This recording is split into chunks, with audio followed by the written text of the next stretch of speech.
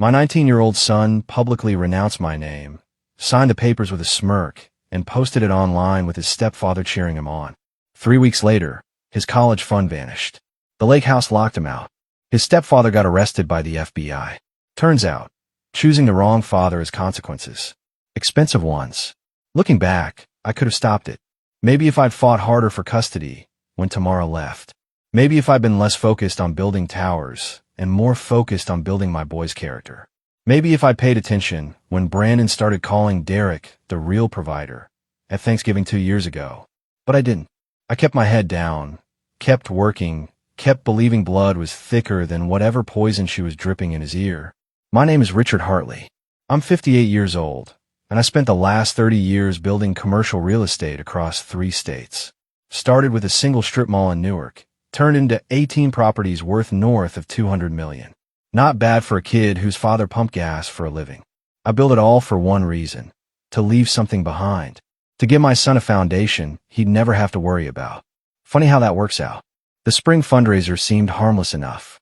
One of those charity luncheons at the Riverside Hotel, white tablecloths, and people writing checks they'd never miss. I went because my company was a sponsor. Brandon came because Tamara dragged him, probably hoping to parade him in front of her society friends. She'd remarried a year ago to Derek Carmichael, some tech consultant who made his money flipping failing startups and wore suits that cost more than they should. I was standing near the silent auction table when Brandon walked up, 19 years old, wearing a blazer I didn't recognize, haircut styled just like Derek's. He didn't say hello, didn't even look at me at first. Just stood there, jaw tight, like he was psyching himself up for something. Then he said it. "I don't want her last name anymore." The words landed heavy. People nearby went quiet, forks pausing midair. I turned to face him fully, keeping my expression neutral. Behind him, Tamara stood with Derek. Both watching like this was a performance they'd rehearsed. I let the silence sit for a moment before I spoke. "Say that again," I said calmly. Brandon's chest puffed up. He'd practiced this. "New dad says you're a loser," he said louder, clearly wanting the table next to us to hear. "He's the man I look up to now. I want his name. I'm done being a Hartley." Someone gasped. One of Derek's friends actually clapped, slow and mocking. Tamara smiled, that sharp little smile she always had when she thought she'd won something. I reached into my jacket pocket and pulled out the envelope I'd carried for 3 months. Ever since Brandon stopped answering my calls. Ever since I saw him tagging Derek in posts with captions like, "Learning from the best." I'd had my attorney draft it just in case, hoping I'd never need it. I set the envelope on the table between us and unscrewed my pen, slid both toward him. "Fine," I said. "Sign here, son." No anger, no pleading, just clarity. Brandon hesitated for maybe 2 seconds. Then he grabbed the pen like it was a trophy and scrawled his name across the bottom of the page. His signature was big, confident, slanted like he couldn't wait to be done with me. He thought he was cutting ties. He had no idea he'd just cut himself out of everything I'd built. I folded the paper, slipped it back into my jacket, and raised my water glass. To Brandon, I said evenly, "May you get exactly what you just asked for." Some people laughed nervously. Others looked confused. Derek smirked. But I wasn't playing. I turned and walked out of that ballroom, leaving my son standing there holding a pen that had just signed away his entire future. Because that wasn't just a piece of paper. It was a trigger. Clause 19.2 of the Hartley Family Trust. Voluntary name severance. I'd built that clause 5 years ago when I saw the writing on the wall, when Tamara started poisoning Brandon against me. The storm had arrived, and I'd already locked the doors. The drive home from the Riverside took 23 minutes. I didn't turn on the radio, didn't call anyone, just drove, hands steady on the wheel, watching the city lights blur past. People think moments like that require rage or grief or some big emotional release. They don't. Sometimes clarity feels like ice water, cold and sharp and absolutely still. I pulled into my driveway, a modest 3-bedroom in a neighborhood that didn't scream money. Never saw the point in showing off.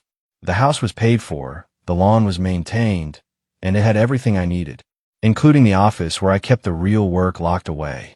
I went straight to the safe. Biometric scanner, 12-digit code, retinal confirmation. Overkill for most people, but I wasn't most people. Inside sat the Hartley Family Trust Charter, a leather-bound document that had taken 2 years and 4 attorneys to perfect. My grandfather started it during the Korean War as a way to protect assets from government seizure. I'd modernized it, turned it into something far more comprehensive. I flipped to Section 7, Subsection C, Clause 19.2, voluntary name severance and beneficiary disassociation. The language was precise.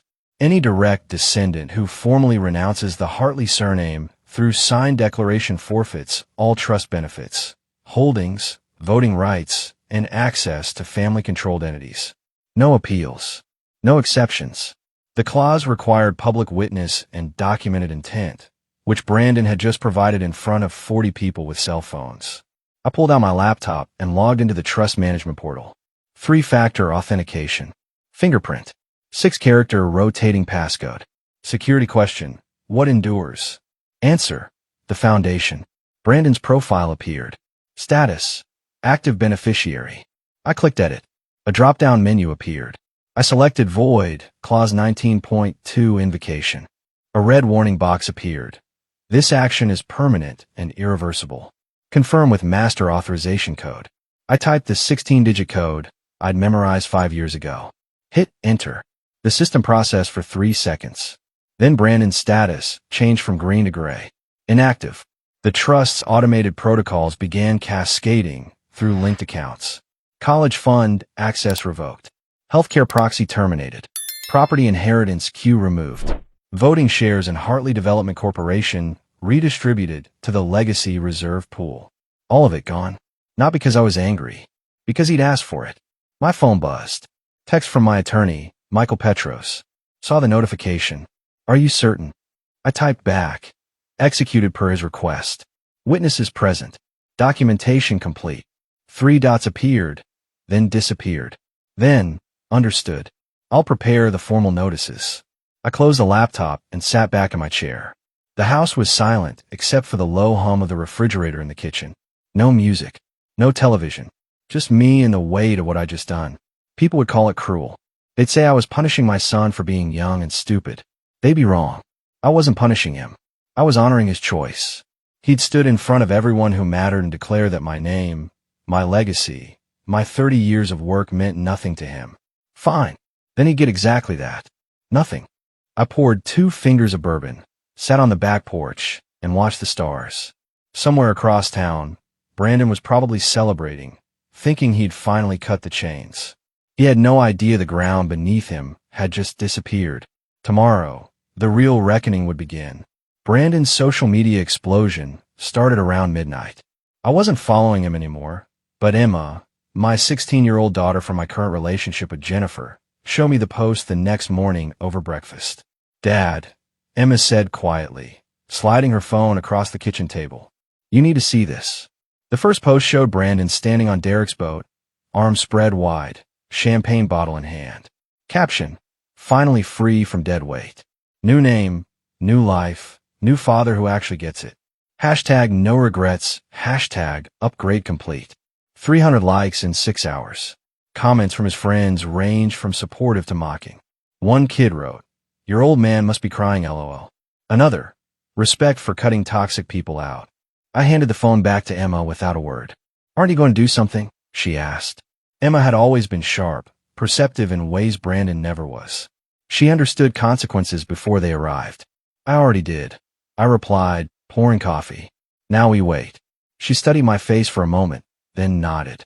Emma had seen enough of how I operated to know that silence wasn't the same as an action. By Monday afternoon, the first tremor hit. Brandon called me. First time in 4 months. I let go to voicemail. He called again 20 minutes later. Then again. On the 4th attempt, I answered. What? I said flatly. Dad, there's something wrong with my college portal. His voice had that edge of panic people get when reality starts catching up. My tuition payment got rejected. Says my scholarship's been revoked. I sip my coffee. And I need you to fix it. There's some kind of error in the system. The Hartley Education Fund just disappeared. It didn't disappear, Brandon. It was reallocated. Silence. Then, what do you mean reallocated? You signed a name severance document. I explained calmly. The trust operates on a namesake provision. No Hartley name, no Hartley benefits. You're no longer eligible for any fund administered under the family trust. That's insane. You can't just do that. I didn't do anything. I corrected. You did. You renounced the name. The trust responded according to its charter. Clause 19.2. You should have read what you signed. This is because I hurt your feelings. His voice cracked into anger. You're going to ruin my education because of some petty grudge. This has nothing to do with feelings, I said evenly. You made a choice. Choices have weight. You're learning that now. Mom said you try something like this. Derek's going to talk to his lawyers. Good luck with that. Everything's airtight and witnessed. You declared it publicly, signed it voluntarily, and celebrated it online. No court will overturn a valid trust provision when the beneficiary actively requested exclusion. He hung up without another word. Emma looked up from her homework. How long until he figures out it's not just a college fund? Give it a week, I said. Maybe less. That night, Tamara called. I didn't answer. She left a voicemail, her voice tight with barely controlled fury. You're making a huge mistake, Richard. Brandon is your son. You're destroying him over nothing. Call me back. We need to fix this. I deleted it without listening to the whole thing. Some bridges you burn. Others you dismantle brick by brick, so thoroughly that no one can ever rebuild them. The formal notice arrived on Wednesday. Not to Brandon, to Tamara. Certified mail, signature required, delivered at 10:47 a.m. according to the tracking. My attorney Michael had drafted it exactly as I'd specified. Professional, factual, and completely devastating. Tamara called me 6 times in the first hour. I ignored everyone. Then she tried Jennifer's number. Jennifer, who'd been with me for 3 years and understood exactly how I handled family warfare, declined the call and muted her phone. Finally, at 2:15 p.m., my office line rang. My assistant Darlene put it through without asking. Richard. Tamara's voice was ice-wrapped in gasoline. We need to talk. Now. I'm listening, I said, leaning back in my desk chair. Brandon's trust fund is frozen. His health insurance was terminated. The lake house access codes don't work anymore. And I just got a letter from your attorney saying he's been removed from Hartley Development Corporation succession planning. That's correct. I confirmed. This is insane. He's 19 years old. You're punishing a teenager for being angry at you. He's an adult who made an adult decision, I replied. He publicly renounced the Hartley name, signed legal documentation confirming it, and posted celebration videos online. The trust responded according to its governing structure. I didn't punish him. He disqualified himself. You know damn well he didn't understand what he was signing. Then he should have read it, or asked, or thought before he acted. But he didn't, because Derek told him I was worthless, and you agreed. So he committed, publicly and legally. That signature is binding. There was a long pause. I could hear her breathing, could almost see her trying to find an angle, a crack in the armor. Finally, Derek says we can sue. Prove you coerced him. Go ahead, I said calmly. I have video from 4 different angles showing Brandon smiling, laughing, and signing without hesitation. I have his social media posts celebrating the decision. I have witnesses, including Derek, who'll confirm he acted voluntarily. You'll lose, spend a fortune on legal fees, and embarrass yourselves publicly. But please proceed. Another silence, longer this time. There has to be a way to reverse this, she said. And for the first time, I heard something I hadn't heard from her in years: fear. There is, I said. Clause 19.2 includes a reversal protocol. Brandon can petition the Family Advisory Board for reinstatement. Requires unanimous approval from all 7 members, a written apology submitted to the trust administrator, and a 5-year probationary period where he carries the Hartley name without access to benefits. That's humiliating. That's the cost of walking back a public renunciation. He burned the bridge. If he wants to rebuild it, it won't be easy, quick, or painless. You're doing this because I left you, Tamara said, venom returning. This is about punishing me through him. This has nothing to do with you, I replied coldly. You left 5 years ago. I moved on. Brandon's decisions are his own. He chose Derek. He chose to reject my name. Now he lives with that. It's very simple. The line went quiet for a moment. Then Tamara's voice came back, shakier than before. Richard, he's your son. He was, I said. Now he's Derek's problem. I hung up before she could respond. The crash came from an unexpected direction. Not from Brandon, Not from Tamara, but from Derek himself. 3 weeks after the severance, my corporate intelligence contact, a woman named Sharon who specialized in financial background checks, sent me a file I hadn't even requested. Thought you'd want to see this, her email read. Attached was a 47-page report on Derek Carmichael's business history. I opened it over morning coffee. By page 3, I was no longer drinking. Derek wasn't a successful tech consultant. He was a professional con artist with an LLC and a LinkedIn profile.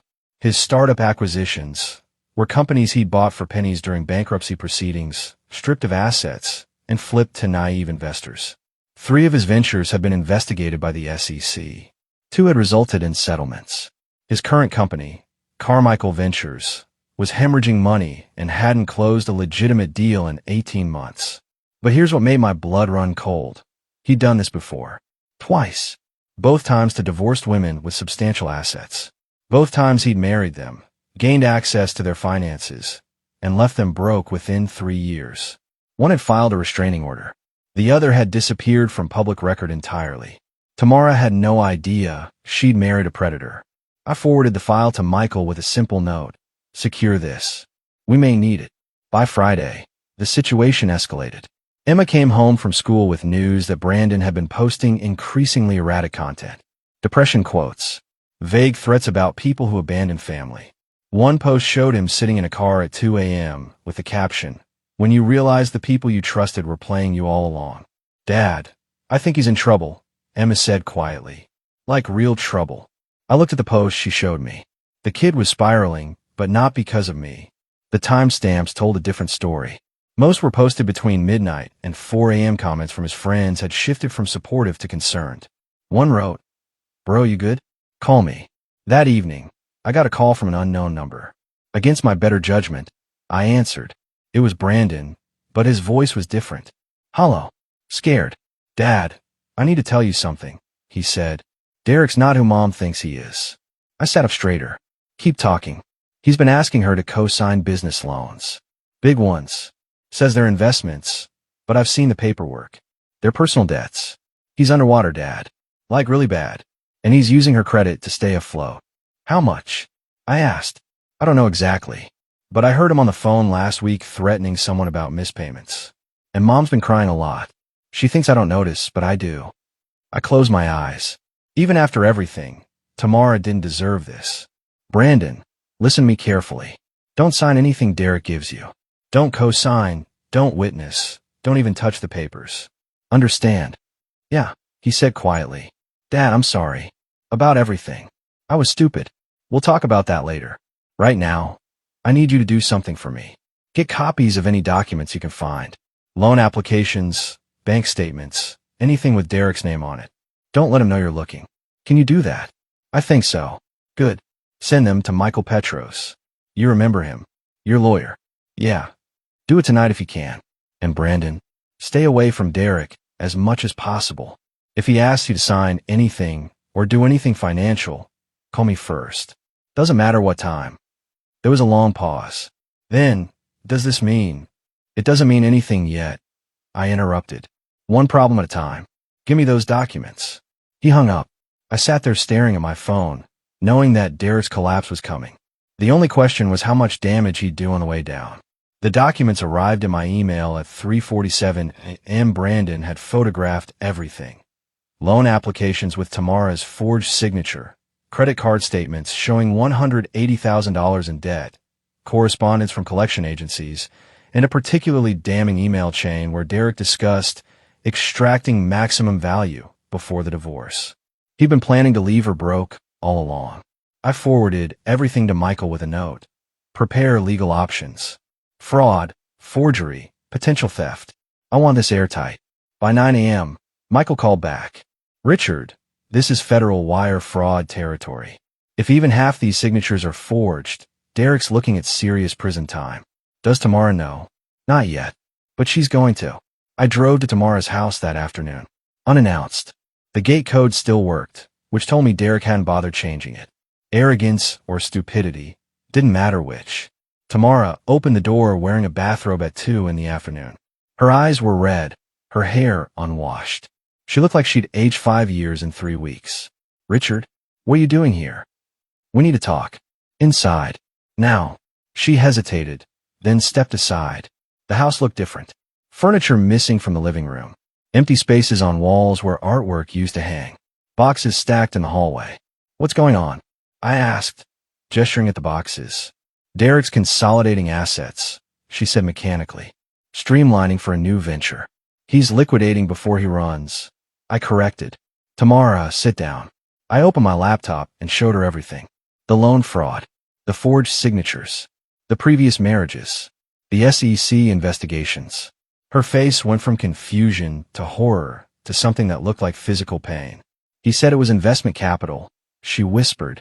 He said we were building something together. He was building an exit strategy. Using your credit, your assets, your name. And when there's nothing left, he'll disappear. Just like he did to the others. She stared at the screen, tears running down her face. How long have you known? 3 weeks. I've been gathering evidence.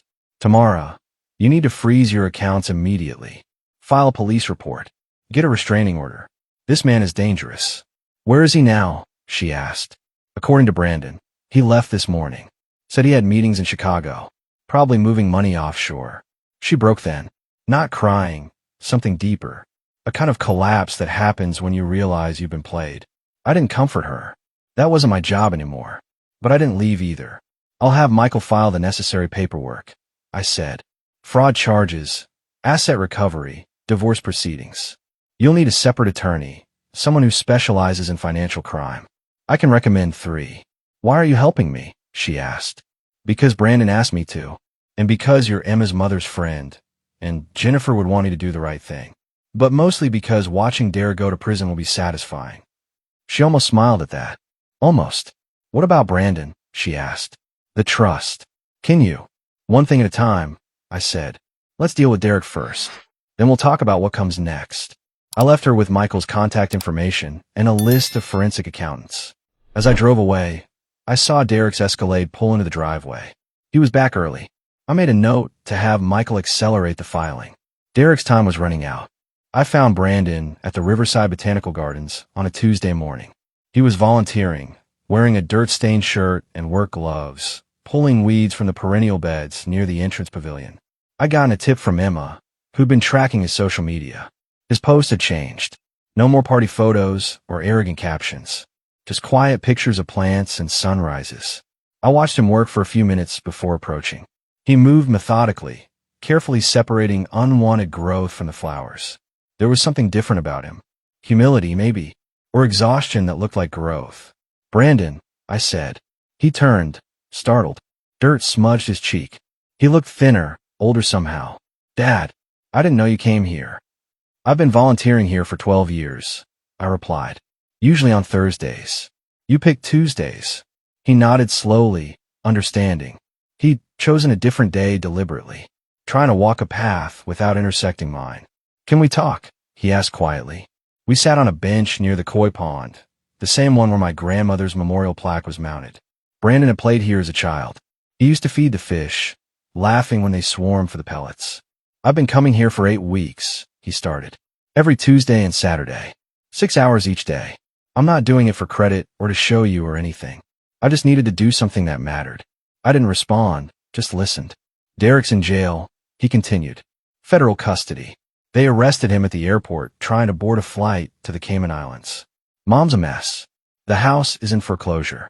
She's staying with her sister in Pennsylvania. I know, I said. He looked at me. You helped her, didn't you? Got her a lawyer, filed the fraud reports. I did what needed to be done. Why? After everything she did, everything I did. I watched a heron land on the far side of the pond. Because helping her wasn't about forgiveness. It was about doing what's right. Your mother made mistakes, but Derek was a predator. Nobody deserves that. Brandon was quiet for a long moment. I found something. In Mom's files, after the FBI took most of the documents. Letters you wrote to me. One every year since I was born. She kept them in a box in the attic. I remember those letters. 19 years of them. Hopes, advice, stories about my own father. Things I wanted Brandon to know when he was ready to hear them. I read them all, he said, his voice breaking slightly. Everyone. You wrote about teaching me to ride a bike, about my first day of school, about the time I broke my arm, and you stayed up all night with me at the hospital. You wrote about being proud of me, even when I didn't deserve it. He pulled an envelope from his back pocket. War increased. This one's from my 18th birthday. You wrote about the trust, about why you built it. You said legacy isn't about money. It's about teaching someone to stand on their own foundation and then helping them build higher. A tear ran down his face. I threw that foundation away. I stood in front of everyone and said it meant nothing. I said you meant nothing. Yes, you did. I said simply. Can I fix this? He asked. Is there any way? I turned to face him fully. There's a process. Petition to the Family Advisory Board. Requires unanimous approval. You'd have to write a formal apology to the trust administrator. Then 3 years of probationary status, where you carry the Hartley name, but receive no benefits until you prove you understand what it means. 3 years, he repeated. Minimum. And Brandon, that board includes your great-uncle Thomas, who fought in Vietnam and doesn't believe in second chances. Your cousin Janet, who built her own company from nothing and has no patience for entitlement. They're not going to make this easy. I don't want it easy, he said. I want to earn it back, however long it takes. I stood up. Then start with the apology. Write it yourself. No lawyer. No help from me. When you're done, send it to Michael Petros. He'll present it to the board. After that, it's out of my hands. Will you vote for me? Brandon asked. I don't get a vote, I said. I recuse myself. This has to be their decision, not mine. He nodded, understanding. I started to walk away, then stopped. Brandon, the volunteering. Keep doing it. Not for the board. Not for reinstatement. Do it because it's right. That's the lesson you missed. I left him sitting there by the pond, surrounded by the gardens he was helping to maintain. Whether he'd find his way back, I didn't know. But at least he was trying. The advisory board meeting took place 4 months later in the conference room of Hartley Development Corporation's main office. 7 members sat around the table. My uncle Thomas, my cousin Janet, 3 second cousins who held positions in the family business, and 2 independent trustees appointed by the original charter. I sat in the observations section, not at the table. Jennifer was beside me, and Emma had asked to come. She wanted to see how these things worked. Michael Petros presented Brandon's petition. The written apology had been 17 pages, handwritten, no legal polish. Brandon had detailed every mistake, every moment of arrogance, every word he'd spoken that had betrayed the family name. He'd included documentation of his volunteer work, references from the botanical garden supervisor, and a letter from Tamara acknowledging her role in poisoning him against me. Thomas read the entire thing aloud. His voice was gravel and judgment. When he finished, he set the papers down and looked around the table. The boy disgraced us publicly, Thomas said. Celebrated it. Posted it online for the world to mock. Now he wants back in because his life fell apart. That's not remorse. That's desperation. He's been volunteering for 6 months, Janet countered. Hasn't missed a single day. The garden supervisor says he's the most dedicated volunteer they've had in years. That shows commitment. To what? Thomas shot back. To getting his trust fund back. To growing up, Janet replied. We've all made mistakes. The question is whether he's learned from them. The debate continued for 90 minutes. Some members wanted to reject the petition outright. Others argued for a conditional approval with extended probation. Emma watched everything, taking notes like she was studying for an exam. Finally, Thomas called for a vote. All in favor of granting Brandon Hartley's petition for reinstatement under 5-year probationary terms. Raise your hand. For hands went up. Janet, 2 of the second cousins, and 1 trustee. Opposed. 3 hands. Thomas, 1 cousin, and the second trustee. Michael cleared his throat. The vote is 4-3 in favor. However, the charter requires a 2/3 majority for reinstatement after voluntary severance. 4 out of 7 is 57%. The petition is denied. The room went silent. Emma grabbed my hand. Janet stood up. I'd like to propose an alternative. Brandon can reapply in 1 year. If he continues the volunteer work, maintains employment, and demonstrates sustained commitment, we revisit. That gives him time to prove this isn't desperation. Thomas considered this. Fine. 1 year. But he doesn't get to keep reapplying every month. 1 more shot. That's it. Everyone nodded. Michael made notes. Brandon Hartley's petition is denied. Eligibility for reapplication granted in 12 months, contingent on demonstrated good faith effort. Probationary term upon approval, If granted, extended to 5 years. After the meeting, Emma and I walked to the parking garage together. That seemed harsh, she said quietly. It was fair, I replied. Brandon threw away something precious. Getting it back should be harder than losing it. Will he make it? That depends on whether he's working for reinstatement or working to become someone worthy of it. The board will know the difference. We drove home in silence. Later that night, Brandon sent me a text. Just 3 words. I'll keep trying. I didn't respond, but I didn't delete it either. Brandon's second petition arrived 11 months later. Not 12. He'd submitted it early, which told me he either hadn't learned patience or was so committed that he couldn't wait another day. I hoped it was the latter. This petition was different. 32 pages, documenting every volunteer hour, every gardening certification he'd earned, every life change he'd made. He'd enrolled in community college, studying horticulture and business management. He'd moved into a modest apartment, paying rent with wages from a landscaping job. No help from Tamara, no shortcuts, no Derek's money in the background because Derek was serving 4 years in federal prison. The board convened in November. Same room, same 7 members. This time, Janet presented the petition instead of Michael. She'd been mentoring Brandon quietly, something I learned only when she mentioned it during her presentation. He's worked 847 volunteer hours in 11 months, Janet said. The botanical gardens promoted him to crew leader. He's training new volunteers. He completed 2 college semesters with a 3.7 GPA while working 40 hours a week. And he's done all of this knowing he might not get reinstated. Thomas interrupted. Has he posted any of this online? Made a show of his redemption? No, Janet replied. I checked. His social media has been dormant for 10 months. Last post was an apology to everyone he'd hurt. After that, silence. That's interesting, Thomas admitted grudgingly. The deliberation lasted 2 hours. Emma sat next to me again, now 17 and preparing for her own college applications. She'd used Brandon's story in one of her essays about consequences and redemption. Got accepted to Stanford. Finally, Thomas called for the vote. All in favor of granting Brandon Hartley's petition under 4-year probationary terms with quarterly board reviews. 7 hands went up. Every single one. Thomas looked directly at me. Richard, you're invited to speak now. As Brandon's father, the board wants your perspective. I stood up slowly. All eyes turned to me. Brandon made a choice that hurt me deeply, I said. But more importantly, he hurt himself. He threw away something he didn't understand because someone told him it was worthless. The last 11 months, he's been learning what value actually means. Not inheritance, not handed-down wealth. The value of work, of commitment, of showing up when nobody's watching. I paused. If you reinstate him, make the terms clear.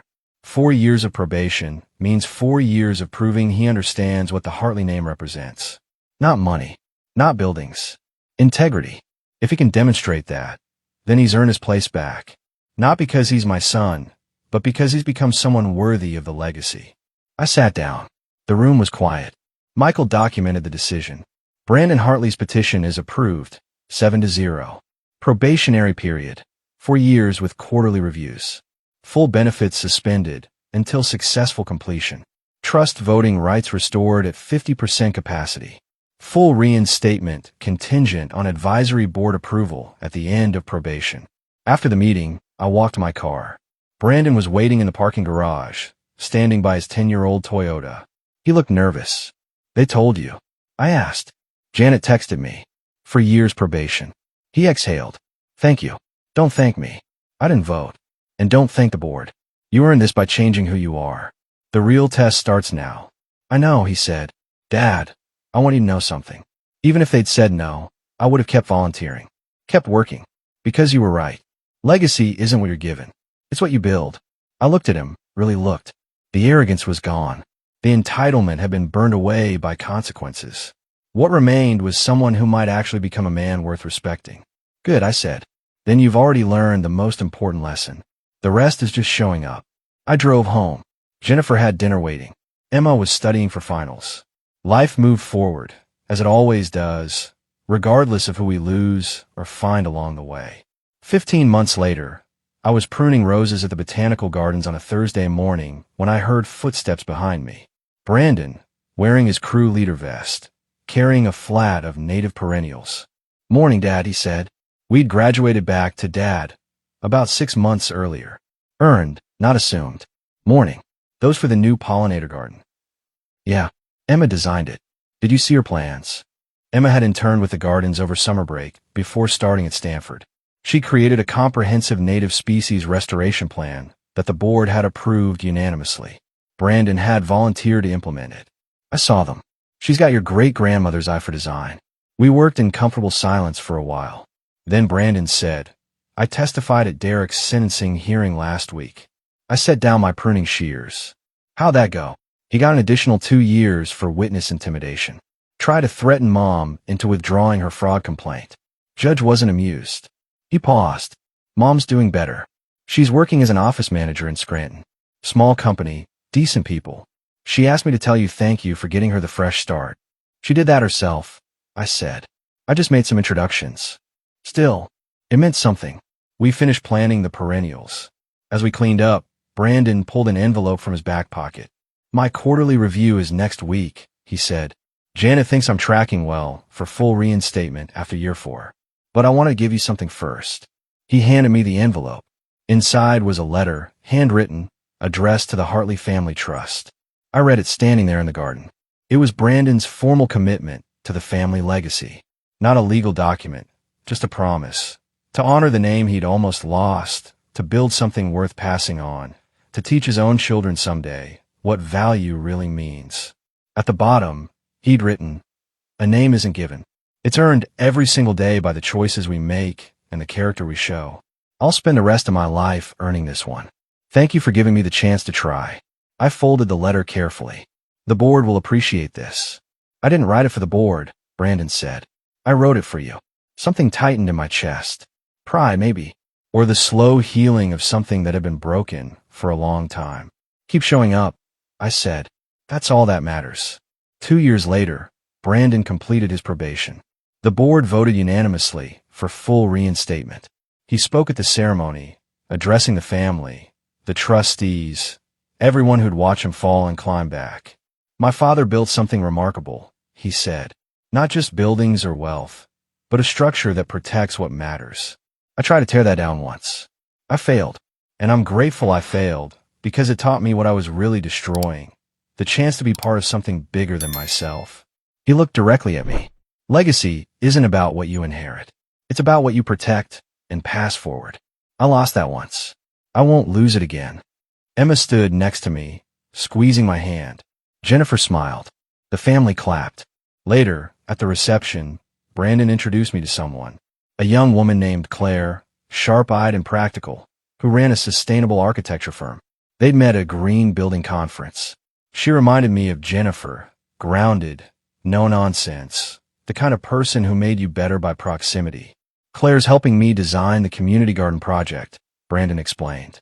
"We're converting that empty lot on Roosevelt into an education space for urban farming." "Using Hartley development resources?" I asked. "Using my own money and labor. But yeah, once it's proven viable, I'm proposing we replicate it across 3 cities. Corporate social responsibility meets community investment." I looked at him. He was 31 now, still young, but not naive anymore. He'd learned what I'd spent a lifetime trying to teach. That real power comes from building, not from taking. "Good," I said.